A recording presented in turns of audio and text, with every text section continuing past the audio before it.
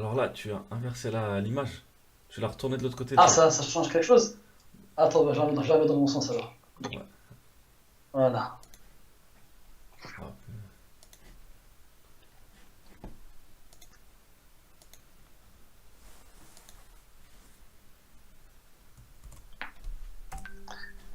Astaghfirullah.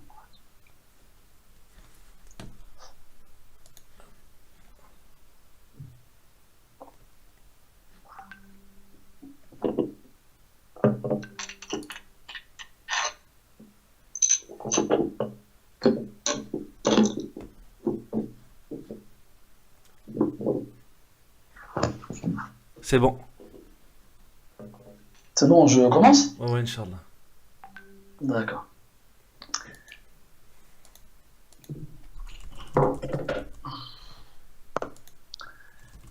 الحمد لله رب العالمين والصلاة والسلام على أشرف المرسلين وعلى آله وأصحابه أجمعين أما بعد. Chers musulmans, chères musulmanes, chers frères, chères sœurs, je suis heureux de me trouver avec vous dans cette soirée du 16e jour du mois de Ramadan 1441, c'est-à-dire le 9 mai 2020, pour partager ensemble quelques minutes dans lesquelles nous allons traiter un sujet important qui est invoqué à Allah subhanahu wa ta'ala durant le mois de Ramadan. On sait tous à quel point il est important d'invoquer Allah azza wa jal, au point où Allah tabaraka wa ta'ala nous a ordonné de l'invoquer, de l'appeler, de lui demander. Dans un hadith, le prophète il a dit alayhi salatu wassalam, ad-du'a'u huwa al-ibadah. L'invocation c'est l'adoration. Et Allah dans le Coran nous ordonne de l'invoquer. Wa qala rabbukum ud'uni astajib lakum. Et votre Seigneur a dit, invoquez-moi, je vous répondrai. Appelez-moi, invoquez-moi, je vous répondrai. Comme Allah Azza wa Jal a reproché aux associateurs et aux polythéistes d'adorer autre que lui à travers l'adoration, à travers l'invocation. Et il a fait les éloges des vertueux et des pieux car il s'adresse à lui subhanahu wa ta'ala. Il s'adresse à lui et il lui demande toutes choses. Quand Allah subhanahu wa ta'ala dit وَالَّذِينَ لَا يَدْعُونَ مَعَ اللَّهِ إِلَهًا آخَرَ. Et ceux qui n'invoquent avec Allah aucune autre divinité. Et pendant le mois du Ramadan, comme vous le savez, les portes du paradis sont ouvertes et les portes de l'enfer sont fermées. Et Allah subhanahu wa ta'ala nous a dit dans une narration prophétique d'ordre divin, c'est-à-dire une parole d'Allah azza wa jalla rapportée par le prophète alayhi salatu wa sallam, mais qui ne fait pas partie du Coran, que le jeûneur, celui qui jeûne, il a une invocation exaucée lorsqu'il rompt son jeûne. Et ça fait partie des joies que le jeûneur éprouve lorsqu'il rompt son jeûne. Comme vous le savez, le prophète a dit alayhi salatu wassalam, que le jeûneur, il éprouve deux joies. Une, lorsqu'il rompt son jeûne, parce que déjà il est content qu'Allah lui ait permis de passer cette journée dans son adoration et de lui permettre de rompre le jeûne, et il espère qu'Allah ait accepté son action, tout comme il sait que lorsqu'il rompt son jeûne, eh bien Allah Azza wa Jal, il répond à son invocation, il invoque Allah tabaraka wa ta'ala, et qu'Allah ta'ala, il répond à son invocation. Et l'autre joie qu'il éprouvera, c'est le jour où il rencontrera son Seigneur subhanahu wa ta'ala. Donc, celui qui jeûne, son invocation elle est particulière. Celui qui jeûne, Allah subhanahu wa ta'ala, il répond à son invocation. Et malheureusement, nous sommes tellement préoccupés, omnibulés par l'envie de nous remplir la panse après une longue journée qu'on a passée à jeûner en se privant de nourriture et de boissons. Alors lorsque l'appel de la prière de Maghrib retentit, on ne réfléchit plus, on dit Bismillah et on s'empire, on se goinfre en oubliant ce moment particulier et fatidique dans lequel Allah Azza wa Jal nous donne l'occasion de l'invoquer pour qu'il nous réponde. Et aussi, le prophète alayhi salatu wassalam, il invoquait Allah Azza wa Jal régulièrement, quotidiennement, dans de nombreuses occasions diverses et variées. Le matin au réveil, lorsqu'il faisait ses ablutions, lorsqu'il priait en prosternation, ou à la fin avant le salam, ou bien dans beaucoup d'autres circonstances. Le prophète sallallahu alayhi wa sallam nous a appris à invoquer Allah Azza wa Jal le plus possible. Le plus possible. Et donc pendant ce mois de Ramadan, ce mois dans lequel, alhamdulillah, nous occupons nos journées à travers l'adoration d'Allah subhanahu wa ta'ala du jeûne, comme nous occupons une partie de nos nuits à travers la prière de Tarawih, même si on est malheureusement privé des mosquées, on s'efforce comme on peut de prier ces quelques unités de prière surérogatoires après l'Isha du mieux qu'on peut. Eh bien, à la fin, vous savez, comme vous pouvez le voir mathalan des fois à la télé, quand vous regardez, vous suivez la prière de Tarawih à la Mecque ou à Médine, vous remarquez que l'imam, à la fin, la dernière unité de prière qu'on appelle al-witr, il lève les mains pendant la prière, après le recours, après s'être levé de l'inclinaison, et il invoque Allah Azza wa Jal, et tout le monde invoque avec lui. Et ça, c'est la sunna des musulmans, en plus d'être la sunna du prophète alayhi salatu wassalam, et c'est un moment particulier au milieu de la nuit, ou bien à la fin de la nuit, où invoquer Allah Azza wa Jal a une importance particulière. D'ailleurs, vous connaissez aussi la tradition prophétique, la narration prophétique, cette parole que le prophète nous a donnée, alayhi salatu wassalam, comme quoi au dernier tiers de la nuit, Allah subhanahu wa ta'ala, il descend au ciel de ce bas monde et il interpelle les gens. Il leur dit, qui m'invoque, que je lui réponde, qui implore mon pardon, que je lui pardonne, qui me demande quoi que ce soit, que je lui donne. Donc, l'invocation a une place particulière durant le mois du Ramadan. Dans une tradition prophétique, Aïcha radiyallahu anha interroge le prophète alayhi salatu wassalam dans les 10 dernières nuits du mois de Ramadan qui sont les meilleures nuits du mois. Elle lui demande, si jamais je tombe dans la nuit du destin, qu'est-ce que tu me conseilles de demander à Allah subhanahu wa ta'ala? Le prophète lui a répondu alayhi salatu wassalam, dit, Allahumma innaka afu tuhibbul afu fa'afu anni. Dit, oh Allah, certes, tu absous les péchés. Absoudre les péchés, vous savez, absoudre, ça a à peu près la même origine que le verbe dissoudre, qui veut dire faire disparaître. Tu absous les péchés, tu fais disparaître les péchés, et tu aimes faire disparaître les péchés, tu aimes l'absolution, alors fais disparaître mes péchés, absous mes péchés. Donc à travers toutes ces narrations-là, on voit l'importance de l'invocation durant le mois de Ramadan, et même si l'invocation a une importance capitale tout le temps, eh bien, elle l'est encore plus durant le mois de Ramadan. Et dans le Coran, Allah Azza wa Jal, il s'adresse au prophète alayhi salatu wassalam, après lui avoir nommé un certain nombre de prophètes dans Surat Al-An'am. Donc il cite une bonne quinzaine de noms de prophètes, les uns après les autres. Et après tout cela, Allah dit au prophète alayhi salatu wassalam, Ulaika alladhina hada Allah, fabihudahu muqtadih. Voici ceux qu'Allah a guidés. Alors, prends leur guidée comme exemple. Allah tabaraka wa ta'ala, il dit au prophète alayhi salatu wassalam de prendre comme exemple la guidée des prophètes qui l'ont précédé. Et comme vous le savez, dans le Coran, nous avons beaucoup de versets et de passages qui nous racontent les histoires des prophètes et des messagers qui ont précédé notre prophète alayhi salatu wassalam. Dans le Coran, Allah il mentionne 25 noms de prophètes. Et il nous raconte l'histoire de certains d'entre eux. Des fois, il nous parle de certains prophètes sans nous raconter leur histoire. Comme quand Allah tabaraka wa ta'ala dit Minhum man qasasna alayka wa minhum man lam naqsushum alayk. Il y a certains d'entre eux dont nous t'avons raconté l'histoire et d'autres dont on ne t'a pas raconté l'histoire. Et dans ceux dont on a reçu l'histoire, que ce soit en détail ou dans certains passages, qu'est-ce qu'on trouve? On trouve de nombreux passages, de nombreux prophètes qui invoquent Allah subhanahu wa ta'ala dans des circonstances différentes et qui demandent à Allah ta'ala des choses diverses et variées. Et comme Allah tabaraka wa ta'ala il demande au prophète alayhi salatu wassalam de prendre les prophètes qui lui ont précédé, ses frères, parmi les prophètes et les messagers comme exemple, dans leur guidée, eh bien, Allah il nous a ordonné à nous, les croyants, les musulmans, de prendre le prophète Muhammad sallallahu alayhi wa sallam comme guide et comme exemple et comme modèle.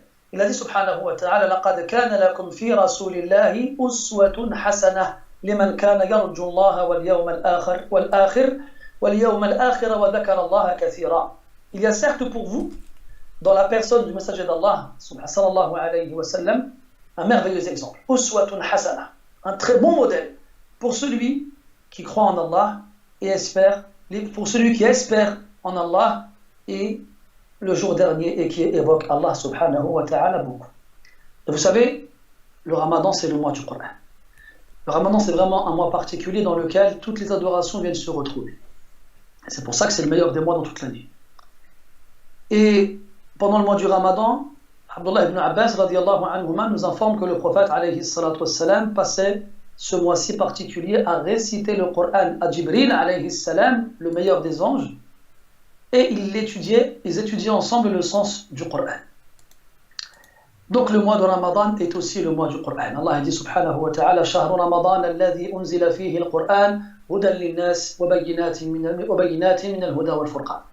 Le mois du Ramadan est le mois dans lequel le Coran a été révélé, comme guidé pour les gens et mis en évidence de la voie droite et du discernement.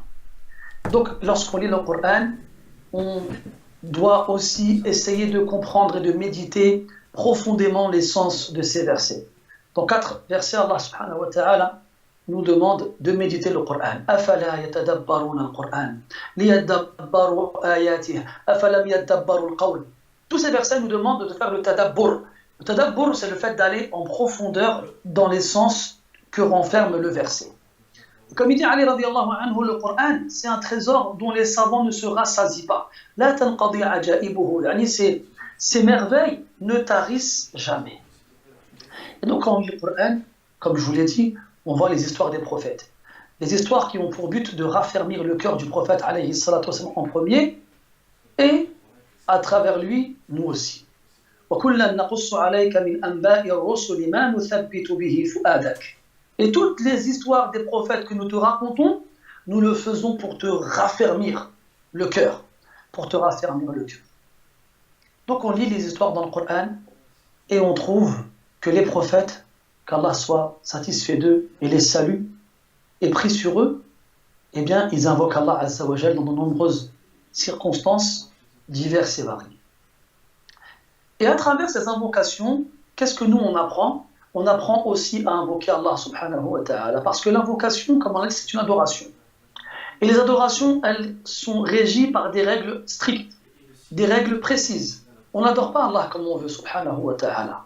C'est pour ça qu'Allah il a révélé les livres aux messagers pour qu'ils les transmettent à l'humanité, pour nous apprendre comment adorer Allah Jalla wa ala. On n'adore pas Allah comme on le veut. Et même à travers une adoration qui peut paraître banale et simple, comme demander à Allah Ta'ala ce qu'on veut, eh bien il y a des règles à respecter et il y a un comportement à adopter. Et ces règles et ce comportement, on les apprend et on les déduit de la tradition du prophète Mohammed alayhi salatu wassalam, ainsi qu'à travers les invocations qu'Allah Ta'ala a citées dans le Coran des prophètes et des messagers. Et on va essayer aujourd'hui, Inch'Allah Ta'ala, dans les quelques minutes qui nous restent, de voir quelques-unes, pas toutes. Je n'ai pas la prétention de vous faire part de toutes les invocations des prophètes dans le Coran en quelques minutes.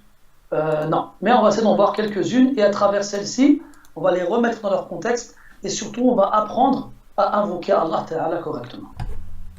Et la première des invocations qu'on trouve dans le Coran, dont on a besoin nous, et c'est avec ça qu'on doit commencer nos invocations, c'est celle de Adam alayhi salam, le père des êtres humains et le premier prophète.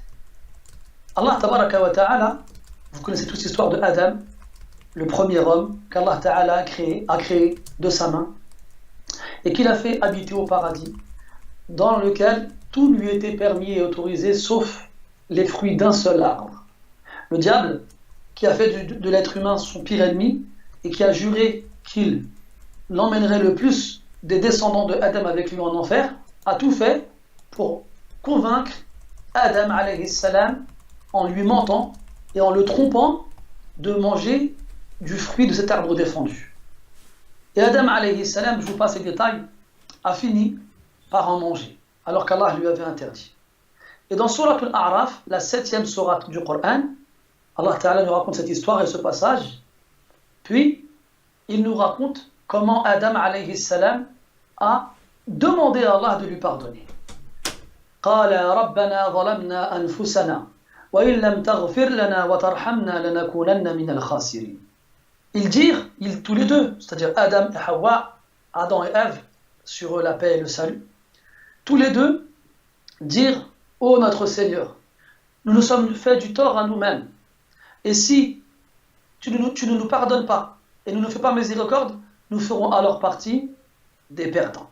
Nous ferons alors partie des perdants. Et dans cette invocation-là, qu'est-ce qu'on remarque?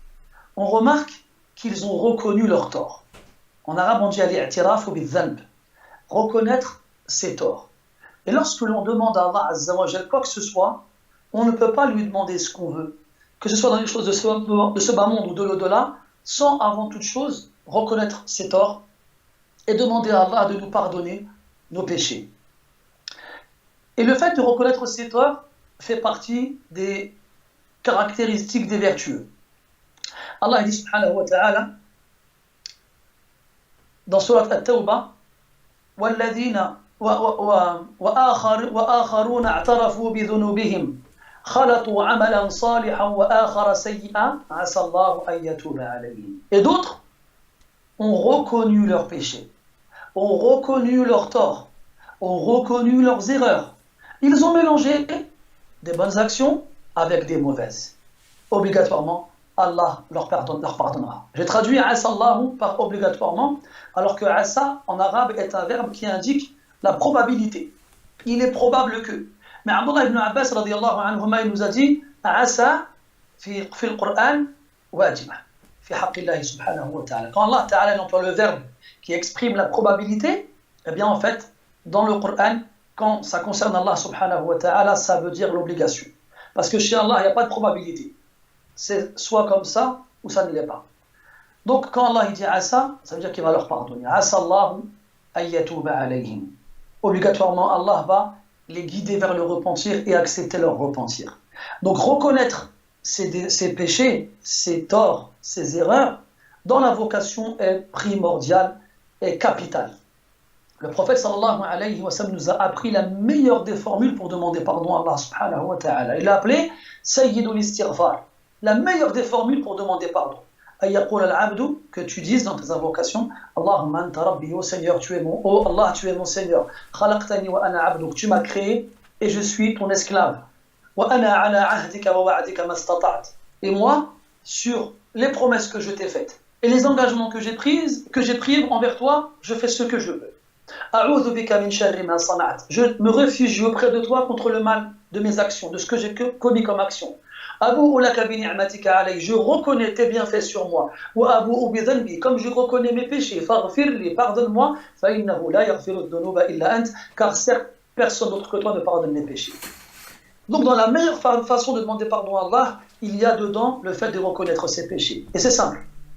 Les péchés que l'on commet, soit on les reconnaît ici-bas et on demande à Allah de nous les pardonner ici-bas et Allah nous les pardonne, soit on les reconnaît dans l'au-delà et c'est trop tard et Allah ne nous les pardonnera pas. Quand Allah parle des gens de l'enfer, que dit-il les concernant? فَاعْتَرَفُوا بِذُنُوبِهِمْ فَسُحْقًا لِأَصْحَابِ الْجَحِيمِ فَاعْتَرَفُوا بِذُنُوبِهِمْ فَاعْتَرَفُوا بِذَنبِهِمْ. Ils ont reconnu leurs péchés, que soient éloignés les gens de l'enfer. Ils seront en enfer, puis ils reconnaîtront leur tort, ils diront Ya Allah, on reconnaît avoir fauté, on reconnaît avoir péché, pardonne-nous, donne-nous une deuxième chance, laisse-nous sortir pour qu'on puisse faire des bonnes actions. Et on leur dira que soient éloignés les gens de l'enfer.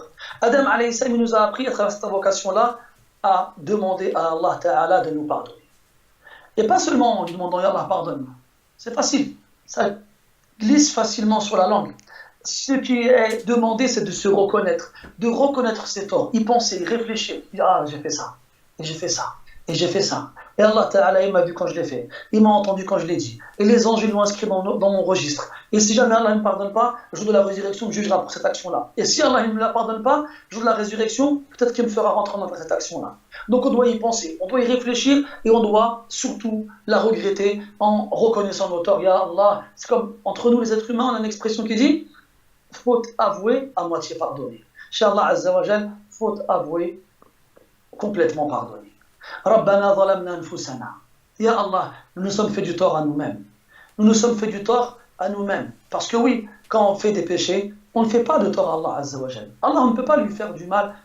Allah Ta'ala est au-dessus de tout cela. Les seuls à qui on fait du mal, c'est nous-mêmes quand nous lui désobéissons. Subhanahu wa ta'ala. On continue à tourner les pages du Coran et dans le même sens, on trouve Moussa alayhi salam. Vous connaissez l'histoire de Moussa, elle est éparpillée dans le Coran, dans de nombreux passages. Et parmi les différents épisodes de la vie de Moussa, alayhi salam, il y a un passage où il est pris à partie par un hébreu qui se disputait avec un copte. L'hébreu demande à Moussa, alayhi salam, de lui venir en aide, et Moussa était un homme très fort. Il avait disposé d'une force naturelle exceptionnelle. Il a voulu donc défendre son compatriote en assénant un coup à son adversaire qui faisait partie des Coptes. Et il l'a tué. فَوَكَزَهُ مُوسَى فَقَضَى عَلَيْهِ. Sans le vouloir, il l'a tué. قال هذا من عمل الشيطان إنه عدو مضل مبين قال ربي إني ظلمت نفسي فاغفر لي فغفر له. Et qu'est-ce que Moussa il a fait sur le champ? Il n'a pas attendu longtemps après, en se rappelant un jour comme ça qu'il a tué une personne ou qu'il a fait un péché. Tout de suite, il a demandé sur le champ, quand il a vu l'homme mort sous ses yeux, il a dit Ya Allah, il a dit Inni zalamtu nafsi, je me suis fait du tort à moi-même, même s'il a fait du tort à l'autre en le tuant, sans le vouloir. Il s'est fait du tort à lui-même, pourquoi? Parce qu'il a tué quelqu'un. Donc là, on déduit deux choses. C'est que quand on fait du mal aux autres, certes, on fait du mal aux autres, effectivement, mais on se fait du mal à soi-même en faisant aux autres parce qu'on désobéit à Allah Azza wa Jal. Et Allah, il ne veut pas qu'on fasse du mal aux autres. Et la seconde, c'est ce qu'on appelle en arabe al-fawriya, c'est d'implorer le pardon d'Allah tout de suite. Comme Allah dit dans un autre verset du Coran, dans Surat An-Nisa, il dit subhanahu wa ta'ala innama tawbatu ala Allah lilladhina ya'maluna as-sayyi'ati lilladhina ya'maluna as-su'a bi jahalatin thumma yatubuna min qarib. Certes, le repentir incombe à Allah Azza wa Jal à l'égard de ceux qui ont accompli du mal par ignorance, puis se repentent tout de suite après. Ils ne laissent pas l'eau couler sous les ponts, ils ne laissent pas les années, les mois et les journées passer, ils se repentent tout de suite, parce qu'ils sont conscients qu'ils se sont fait du mal à eux-mêmes et ne savent pas, peut-être qu'Allah ne leur pardonnera pas ce péché, alors ils le regrettent amèrement et demandent tout de suite à ce qu'Allah tabaraka wa ta'ala leur pardonne ce péché-là. Rabbi inni zalamtu nafsi faghfirli. Oh Seigneur, je me suis fait du tort à moi-même, alors pardonne-moi. Et qu'est-ce qu'Allah il a fait? Faghfara lahu. Il lui a pardonné. Il lui a pardonné. Et certes, Allah Ta'ala, il pardonne. Et il est pardonneur et miséricordieux. Et les pieux et les vertueux, quand ils font un péché, ils demandent à Allah Azza wa Jal de les pardonner. وَالَّذِينَ إِذَا فَعَلُوا فَاحِشَةً أَوْ ظَلَمُوا أَنفُسَهُمْ ذَكَرُوا اللَّهَ فَاسْتَغْفَرُوا لِذُنُوبِهِمْ وَمَنْ يَغْفِرُ الذُّنُوبَ إِلَّا اللَّهُ وَلَمْ يُصِرُّوا عَلَى مَا فَعَلُوا وَهُمْ يَعْلَمُونَ. Et ceux qui, lorsqu'ils commettent une turpitude ou se font du tort à eux-mêmes, toujours ça revient du tort à soi-même, ils se rappellent Allah, sa grandeur, sa colère, sa puissance, sa vengeance, son châtiment, alors ils demandent pardon pour leurs péchés, et qui d'autre qu'Allah pardonne les péchés. Et aussi, ils ne récidivent pas dans cette action, tout en sachant que cela n'est pas permis. On continue dans le Coran et on trouve Yunus alayhi salam. Connaissez l'histoire de Yunus? Il a appelé son peuple à Allah Azza wa Jal, ils ne l'ont pas suivi. Alors il s'est mis en colère et les a menacés, en leur disant dans 3 jours, le châtiment d'Allah s'abattra sur vous. Puis il est parti les a laissés. Il arrive au bord de la mer et il trouve un bateau qui est sur le point de prendre la mer, alors il monte avec eux. Puis la tempête fait rage, les vagues jouent avec la barque sur laquelle se trouve Yunus alayhi salam, et alors les gens dans le bateau veulent gagner du poids en jetant le superflu. Malgré cela, la barque reste vulnérable sous les vagues. Alors ils décident de tirer la courte paille pour jeter des hommes à la mer et ainsi survivre. Et Yunus alayhi salam, c'est lui qui est tiré au sort 3 fois. Alors il se retrouve jeté par-dessus bord et il se fait avaler par la baleine. Puis la baleine se rend au fond de l'océan jusqu'à se poser tout au fond. Et là, Yunus alayhi salam, qui est dans le ventre de la mer, qui est dans les ténèbres de la nuit, et en pleine ténèbres de la mer, pardon, les profondeurs de la mer et dans les ténèbres de la nuit, il appelle Allah subhanahu wa ta'ala. Et il invoque Allah azza wa jal. Il dit La ilaha illa ant, comme Allah dit dans le Coran, wa dhannuni idh dhahaba mughadiban fadhanna an lan naqdira alayhi wa fanada fi adh-dhulumati an la ilaha illa ant subhanaka inni kuntu min adh-dhalimin. Il a dit La ilaha illa ant. Il n'y a aucune divinité autre que toi méritant l'adoration. Subhanak, que tu sois sanctifié, purifié, exempté de tout défaut, manque ou imperfection. Inni kuntu min adh-dhalimin. Certes, je faisais partie des injustes. Je faisais partie des injustes. Et Allah Ta'ala lui a répondu. et il lui a pardonné. Et il l'a sorti de la mer. Et il l'a envoyé à son peuple et ils ont tous cru en lui. وأرسلناه إلى 100,000 أو يزيدون فآمنوا فمتعناهم إلى حين. Ce sont des prophètes. Et pourtant, ces hommes-là, malgré le fait qu'ils aient atteint le plus haut degré dans l'échelle humaine au niveau de la foi, lorsqu'ils fautent, eh bien, ils reviennent vers Allah repentant, en reconnaissant leur tort. Pour nous apprendre à nous, qui ne sommes que de simples mortels, de simples humains, qui faisons des péchés à longueur de temps, constamment, régulièrement, que si on veut qu'Allah nous pardonne, il faut qu'on reconnaisse nos péchés. Et avant de lui demander quoi que ce soit, il faut lui demander de nous pardonner. C'est ce qu'il a fait Sulayman alayhi salam. Sulayman, dans Surat Sad, Allah Ta'ala, il nous raconte une partie de son histoire, et dans celle-ci, Sulayman alayhi salam, il a été éprouvé par un corps, comme Allah dit dans le Coran. وَأَلْقَيْنَا عَلَى كُرْسِيِّهِ جَسَدًا ثُمَّ أَنَابَ. Et ce corps-là, donc le prophète il explique sallallahu alayhi wa sallam que ça fait référence à une nuit. Sulayman il avait 1000 femmes alayhi salam, et une nuit il a pris l'initiative de copuler avec toutes ces femmes en une seule nuit pour qu'elles tombent toutes enceintes et qu'elles aient toutes des garçons qui, lorsqu'ils deviendront des adultes, deviendront des combattants qui combattront, des soldats qui combattront dans le sentier d'Allah pour Allah subhanahu wa ta'ala. Et il y a un ange qui vient le voir et qui lui dit « Inch'Allah ». Mais Sulayman était tellement convaincu et décidé qu'il n'a pas dit Inch'Allah.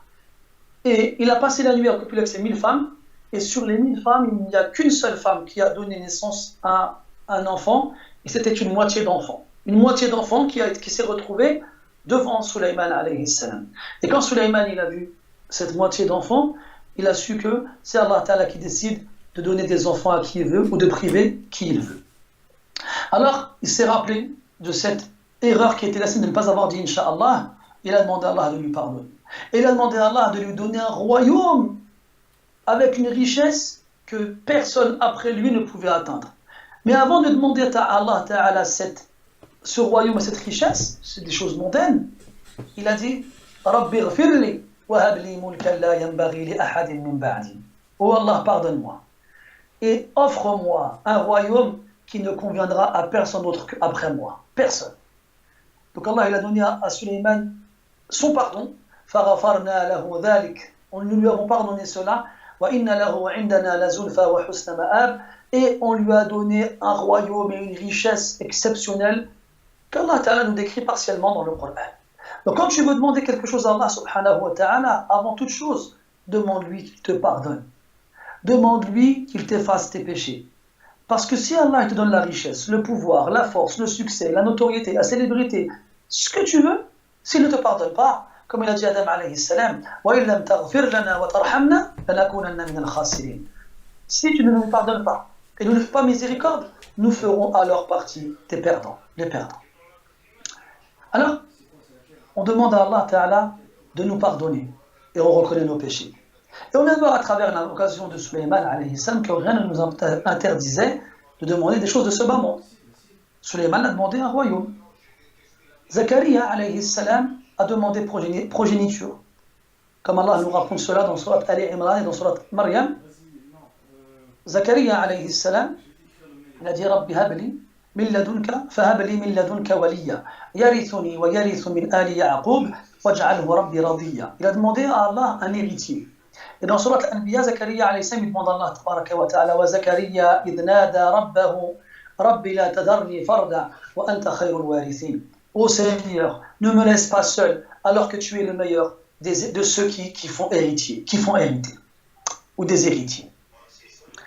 Donc Allah Ta'ala il éprouve les gens à travers leur corps vis-à-vis de la maladie, à travers leurs biens à cause de la pauvreté, et à travers leurs proches à travers la fécondité, la stérilité ou la fécondité. C'est Allah Ta'ala qui choisit. Allah dit subhanahu wa ta'ala Lillahi mulku as-samawati wal ard يخلق ما يشاء يهب لمن يشاء إناثا ويهب لمن يشاء الذكور أو يزوجهم ذكرانا وإناثا ويجعل من يشاء عقيما. Allah Ta'ala il offre à qui il veut des filles, comme il offre à qui il veut des garçons. Comme il choisit, il fait de faire parmi les gens des gens stériles qui ne peuvent pas avoir d'enfants. Et parmi les prophètes, il y en a effectivement qui ont été éprouvés par cela et qui n'ont pas pu avoir d'enfants. Parmi eux, Zakaria alayhi salam. Et c'est une chose qui touche tout le monde. Jusqu'à aujourd'hui, malgré les progrès de la médecine, il y a des gens qui sont privés de descendance, par une stérilité ou celle de leurs épouses, ou bien des fois les deux. Eh bien, c'est des choses de ce bas monde. Parce qu'Allah nous apprend dans le Coran que avoir une descendance, une progéniture, fait partie des choses qu'on a fait aimer aux êtres humains. Allah dit subhanahu wa ta'ala, زُيِّنَ لِلنَّاسِ حُبُّ الشَّهَوَاتِ مِنَ النِّسَاءِ وَالْبَنِينَ. Nous avons embelli aux gens l'amour des désirs ici-bas, que ce soit au niveau des femmes, donc aimer se marier, ou des enfants, aimer avoir des enfants. Comme Allah nous a informé dans le Coran qu'avoir des enfants faisait partie des beautés de ce monde. Il a dit subhanahu wa ta'ala, Al-mal wal-banoun zinatul hayati dunya. Les bienfaits, les biens matériels, ainsi que la descendance, les enfants, la progéniture, font partie des biens, des beautés de ce bas monde. Comme il nous a informé dans un autre verset que c'était une épreuve pour nous. Qala subhanahu innama amwalukum wa awladukum fitnah. Vos biens et vos progénitures, vos descendances sont une tentation pour vous. Une tentation. Et Zakaria alayhi salam, il a demandé à Allah de lui donner un enfant, alors qu'il était vieux. Alors qu'il était vieux.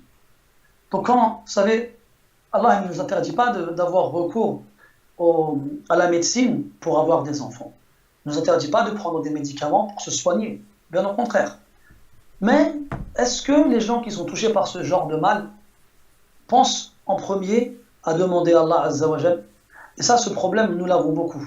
C'est qu'on met les causes devant celui qui gère les causes, subhanahu wa ta'ala.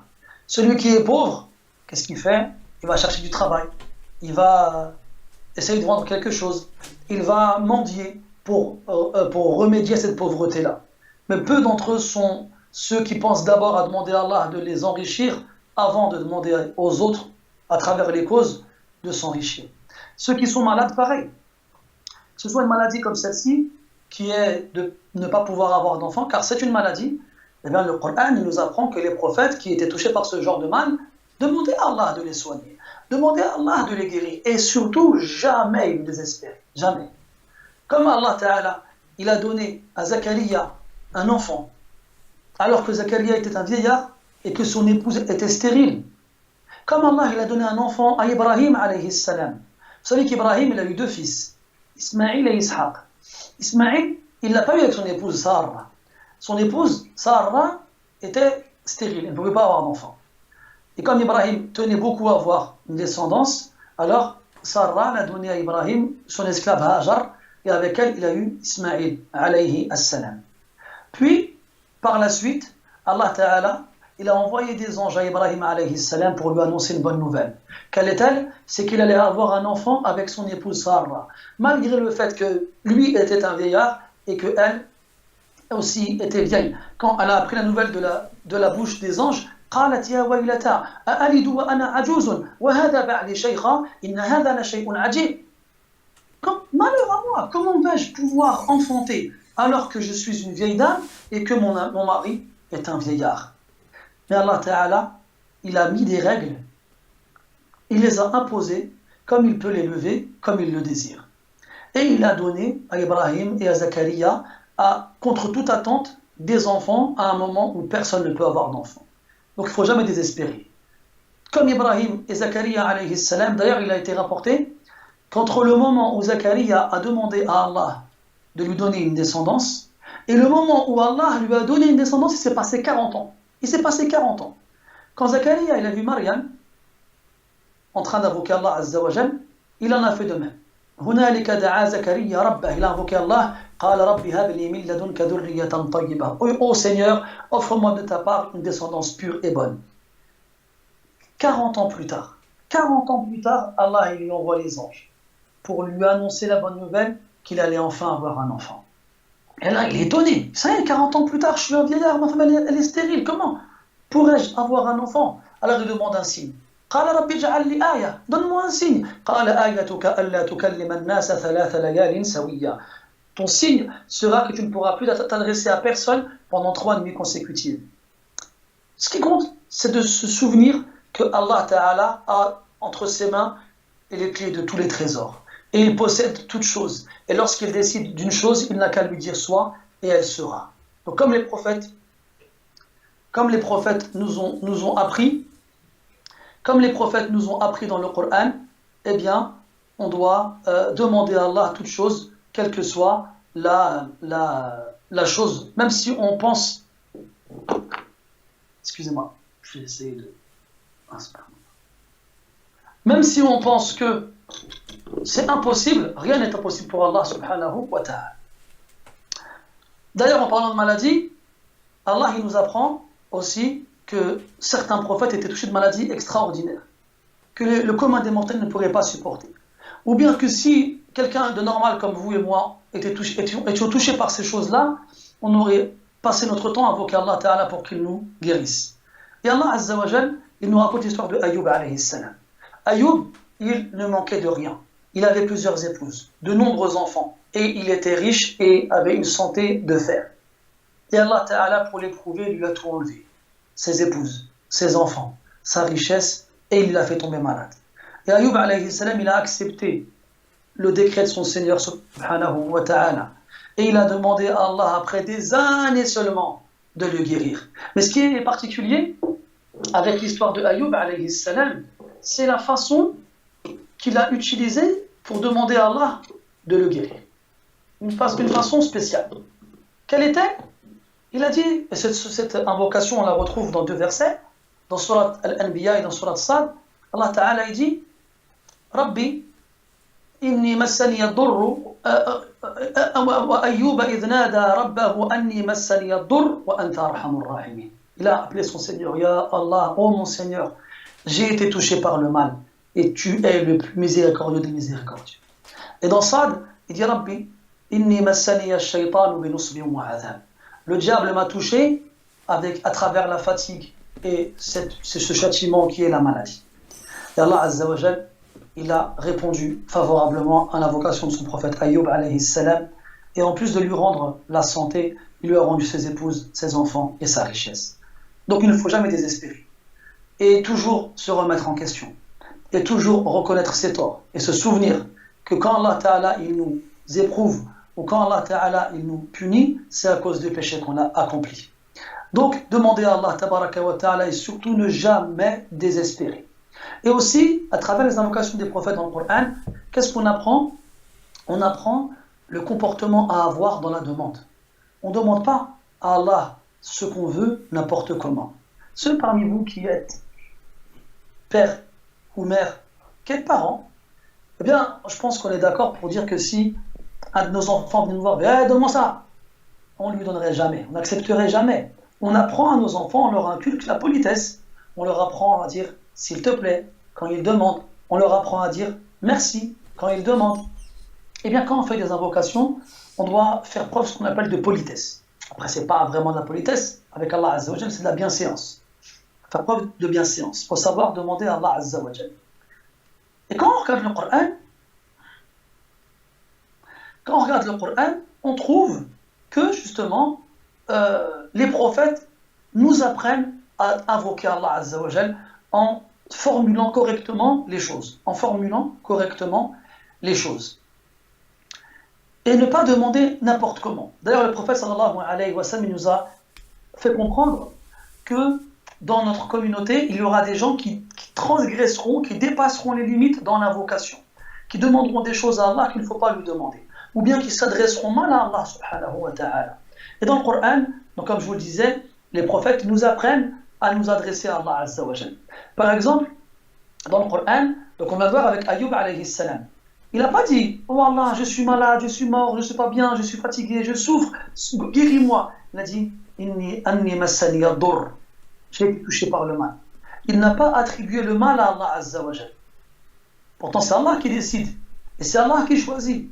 Mais comme le prophète dit dans une invocation, Sharru laysa ilayk. On n'attribue pas le mal à Allah subhanahu wa ta'ala.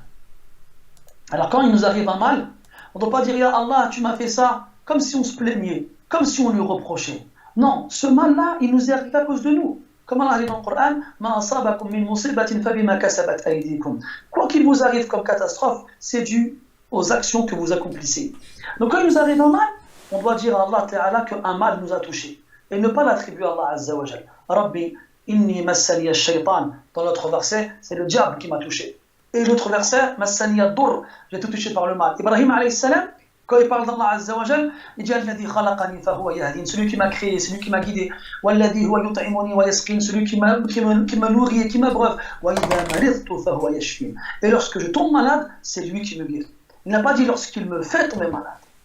C'est pour ça que Isa alayhi salam, quand il invoque Allah Ta'ala le jour de la résurrection, il dira In tu'adhibhum fa innahum ibaduk, wa in taghfir lahum fa innaka antal azizul hakim. Si tu les châties, alors ce sont tes esclaves, tu en fais ce que tu veux. Mais par contre, si tu leur pardonnes, alors nous on pourrait s'attendre à ce qu'ils disent si tu leur pardonnes, tu es le pardonneur et le miséricordieux. Il n'a pas dit ça. Il a dit tu es le puissant et le sage. Tu es le puissant et le sage. Parce qu'Isa, il sait bien que Allah il ne pardonne pas à ceux qui ont adoré d'autres divinités avec lui. Ceux qui n'ont pas suivi les prophètes et les messagers. Dans le Maïda, Allah Ta'ala, dans la même sourate, Isa alayhi salam, Allah Ta'ala il nous cite une de ses paroles, il dit Innahu man yushrik billahi faqad harrama Allahu alayhi al-jannah. C'est Isa alayhi salam qui dit ça. Quiconque associe à Allah quoi que ce soit, le paradis lui est interdit. Et son refuge définitif sera l'enfer et les injustes n'auront point de secoureur.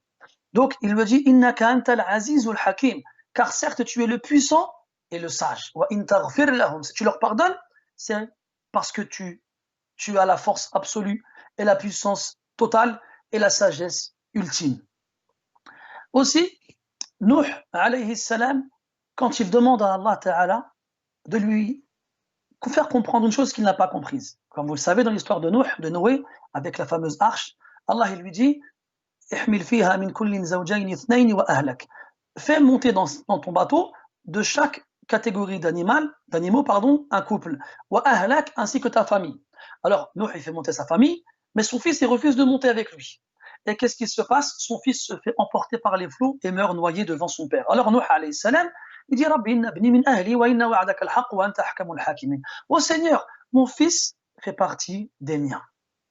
Mais ta promesse, elle reste véridique absolument, et tu es le plus sage des sages et le plus juste des juges. Donc il lui exprime à travers cette invocation-là qu'il se souvient que Allah lui avait demandé de faire monter avec lui sa famille, et son fils fait partie de sa famille. Pourquoi alors est-ce qu'il est mort? Et là, il ne dit pas ça pour se plaindre à Allah Azza wa Jal, mais pour comprendre la relation entre ce qu'Allah lui a dit et ce qu'il s'est passé. La preuve, c'est comment il finit. Wa inna wa'adaka al-haqq, car certes, ta promesse, elle est véridique. Wa anta ahkamul hakimin, et tu es le plus sage des sages. Donc si tu m'as dit de faire monter ma famille et que mon fils n'est pas monté et qu'il est mort, alors il y a une sagesse derrière cela. Allah, il lui répond, et Nuh alayhi salam, il enchaîne tout de suite en disant Rabbi inni a'udhu bika an as'alaka ma laysa li bihi ilm. Oh Allah, je me réfugie auprès de toi contre le fait de te demander quoi que ce soit dans laquelle quoi que ce soit dans laquelle je n'ai aucune science. Je te demande de me protéger contre le fait de te demander des choses avec ignorance. Donc il faut qu'on apprenne à demander à Allah Azza wa Jal. Et très souvent, malheureusement, des fois, on invoque Allah Ta'ala d'une mauvaise façon et Allah ne nous répond pas parce qu'on n'a pas suivi le chemin qu'il fallait suivre dans cela. Je vais finir avec une dernière chose, c'est le fait de demander à Allah Ta'ala une bonne fin. Vous savez, les prophètes et les messagers, Allah Ta'ala les a épargnés de tomber dans la mécréance, de tomber dans l'idolâtrie, l'association et le polythéisme, comme il les a épargnés de faire des grands péchés. Et pourtant, dans le Coran, Wallah, on trouve des choses extraordinaires, de la part de prophètes et de messagers qui sont épargnés et protégés de ces choses-là. Ibrahim alayhi salam, comme vous le savez, il a été catapulté dans un feu allumé par sa tribu après que Ibrahim ait détruit leur statue. Des années plus tard, après que Allah ait ordonné à Ibrahim de bâtir la Mecque, la Kaaba, Ibrahim alayhi salam, il invoque Allah tabaraka wa ta'ala. Il dit Rabbi, en parlant des statues, il dit Wajnubni wa baniya an na'bud al-asnam. Préserve-moi, ainsi que ma descendance, de l'adoration des statues. Ah, subhanallah, tu as été condamné à mort pour avoir refusé d'adorer les statues et tu demandes à Allah de t'en préserver? Ya subhanallah, qu'est-ce qu'on doit dire nous alors? Qu'est-ce qu'on doit dire nous alors? Certes, c'est vrai, vous allez me dire, il n'y a pas de statue autour de nous. Personne n'adore la statue autour de nous. c'est vrai. Mais vous savez, en arabe, les statues, on les appelle asnam, et les idoles, on les appelle al-awthan. Al-awthan, c'est pas seulement des statues de pierre que les gens adorent, comme on a pu le voir dans des documentaires ou des films, des anciens films. Mais c'est tout ce qui est adoré en dehors d'Allah subhanahu wa ta'ala. Et nous, aujourd'hui, enfin, les idoles des gens qu'Allah nous préserve des idoles, c'est pas seulement des statues, ce sont des êtres humains, des chanteurs, des acteurs, des danseurs, des footballeurs, des sportifs que les gens adorent comme s'ils adoraient Allah subhanahu wa ta'ala. ومن الناس من يتخذ من دون الله أندادا يحبونهم كحب الله. Et parmi les gens, il y en a qui prennent des équivalents qu'ils aiment comme on aime Allah subhanahu wa ta'ala. Donc oui, on n'est jamais à l'abri d'adorer autre qu'Allah azza wa jal, et même sans le savoir. Aussi, on continue dans le Coran et on lit dans Surat Yusuf. Yusuf, subhanallah, après une histoire extraordinaire qui nous est racontée du début à la fin dans Surat Yusuf. À la fin, Yusuf, quand tout se finit bien pour lui, ça y est, il retrouve sa famille, il s'est réconcilié avec ses frères, il est enfin réuni avec son père et sa mère. Qu'est-ce qu'il dit? Il reconnaît les bienfaits d'Allah Ta'ala sur lui. Rabbi, qad ataytani min al-mulki wa 'allamtani min ta'wil al-ahadith. Oh mon Seigneur, tu m'as donné une partie de la royauté, car comme vous le savez, Yusuf est devenu un ministre dans le royaume de l'Égypte. Puis il dit, et tu m'as appris à interpréter les rêves. Donc il reconnaît les bienfaits d'Allah Ta'ala sur lui. Puis il dit, Fatir as-samawati wal-ard, le créateur des cieux et de la terre. Donc il se rapproche d'Allah Ta'ala à travers ses noms et ses attributs. Comme Allah dit dans le Coran, Walillahi al-asma'ul husna fad'uhu biha. Et à Allah appartient les plus beaux noms, invoquez-le alors avec. Qul id'u Allah aw id'u ar-Rahman ayyamma tad'u falahu al-asma'ul husna. Invoquez Allah ou invoquez le tout miséricordieux. Quel que soit le nom avec lequel vous l'appellerez, il dispose des plus beaux noms. هو الله الذي لا إله إلا هو عالم الغيب والشهادة هو الرحمن الرحيم jusqu'à ce qu'Allah dit subhanahu wa ta'ala هو الله الذي لا إله هو الله الملك القدوس هو الله الملك القدوس السلام المؤمن المهيمن العزيز الجبار المتكبر سبحان الله عما يشركون هو الله الخالق البارئ المصور له الأسماء الحسنى. À la fin de Sourate Al-Hasr, Allah il nous évoque, il nous nomme, il nous cite plusieurs de ses noms et il finit en disant il a les plus beaux noms. Il a les plus beaux noms. Invoquez Allah avec ses noms et ses attributs. Comme ici, il fait Yusuf alayhi salam. Et à la fin, il dit une chose extraordinaire. Tawaffani muslima. Tawaffani muslima. Fais-moi mourir musulman, alors que c'est un prophète. Walhiqni bis salihin. Et fais-moi rejoindre les vertueux.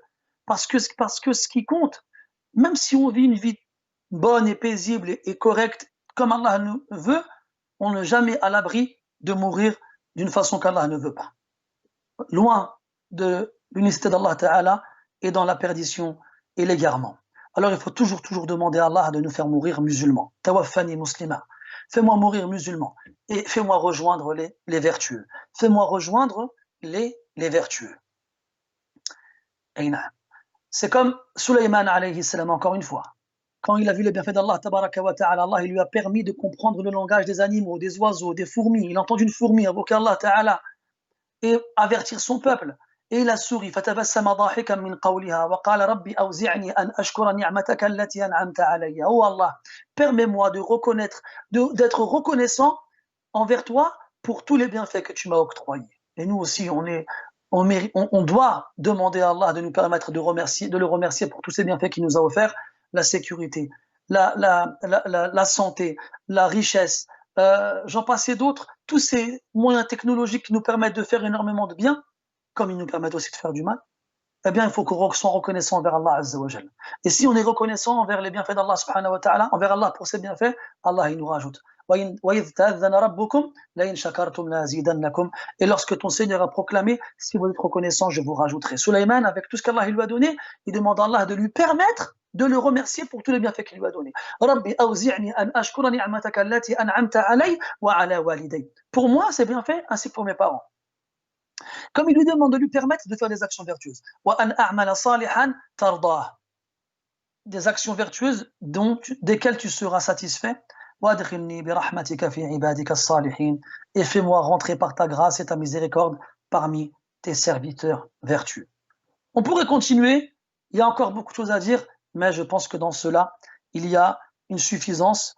Maintenant que nous savons à peu près approximativement comment les prophètes et les messagers invoquaient Allah subhanahu wa ta'ala dans le Coran, eh bien, retenons toutes ces choses-là et mettons-les en pratique dans nos invocations lorsqu'on invoque Allah subhanahu wa ta'ala durant ce mois-ci, le mois de Ramadan, où les invocations sont particulières, où Allah tabaraka wa ta'ala donne à chacun d'entre nous, tous les soirs, lorsque le soleil se couche, quand on rompt son jeûne, l'opportunité de l'invoquer, comme il nous donne l'opportunité le soir, la nuit, avant le fajr, quand on mange, pour le repas avant la journée de jeûne, il nous donne l'opportunité de l'invoquer au meilleur moment de la nuit, où Allah Ta'ala est l'essentiel de ce bas monde, justement pour nous entendre l'invoquer.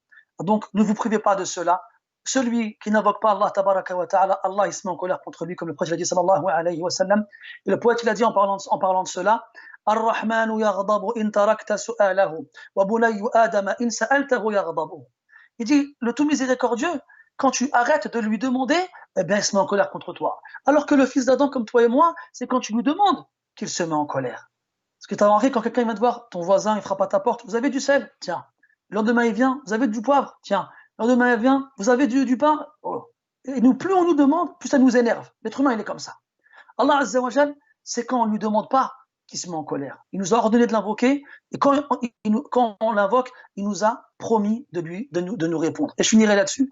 Dans le Surat al-Baqarah, quand Allah Ta'ala il parle du Ramadan, Shahru Ramadan alladhi unzila fihi al-Quran, juste avant, Ya ayyuhalladhina amanu kutiba alaykum as-siyamu kama kutiba ala alladhina min qablikum la'allakum tattaqun. Donc dans tous les versets de al-Baqarah, où Allah Ta'ala il parle du jeûne, regardez subhanallah le verset avec lequel il finit. Cette page-là. Et lorsque mon serviteur t'interroge à mon sujet, alors réponds-lui que je suis proche. Je réponds à l'appel de celui qui m'invoque lorsqu'il m'invoque. Qu'ils me répondent à moi et qu'ils croient en moi, ainsi ils seront bien guidés. Et les savants ont déduit de cette chronologie, de cet ordre dans les versets, que le soir, après le jeûne du Ramadan, eh bien, la vocation, elle est exaucée. Donc, ne vous privez pas vous-même et pensez à vos frères et sœurs musulmans et à vos familles, à vos parents, à vos épouses, à vos enfants. Invoquez Allah pour tout le monde et vous serez récompensés en conséquence. Et faites comme les prophètes et invoquez Allah dans toutes les circonstances, que ce soit en reconnaissant vos péchés, en demandant à Allah de vous pardonner, que ce soit en remerciant les bienfaits d'Allah Ta'ala sur vous, que ce soit en lui demandant des choses de ce bas monde ou de l'au-delà, que ce soit en lui demandant de nous faire mourir musulmans, dans tout ce que vous pouvez nous demander, n'hésitez pas à lever vos mains et à invoquer avec vos cœurs, avec vos langues, qu'Allah nous compte parmi ceux qui ont suivi les prophètes et les messagers, et qu'il nous réunisse avec eux le jour de la résurrection et au paradis, et qu'il nous permette de l'adorer à travers l'invocation, et qu'il accepte nos actions vertueuses durant ce mois-ci. Subhanakallahumma wa bihamdik, ashhadu an la ilaha illa ant, نستغفرك ونتوب إليك وصلى الله على نبينا محمد وعلى آله وأصحابه أجمعين والحمد لله رب العالمين وبارك الله فيكم. Comme je remercie le frère qui m'a invité pour participer à cette série de cours, et comme je remercie aussi tous les imams et les chouyours qui ont participé durant ce mois-ci en donnant des cours, et comme je vous remercie vous aussi de m'avoir écouté durant ces quelques minutes, qu'Allah Ta'ala compte cela dans la balance de vos bonnes actions et qu'il nous réunisse tous le jour de la résurrection sous l'étendard du prophète Mohammed sallallahu alayhi wa sallam. Wassalamu alaykum wa rahmatullahi wa barakatuh.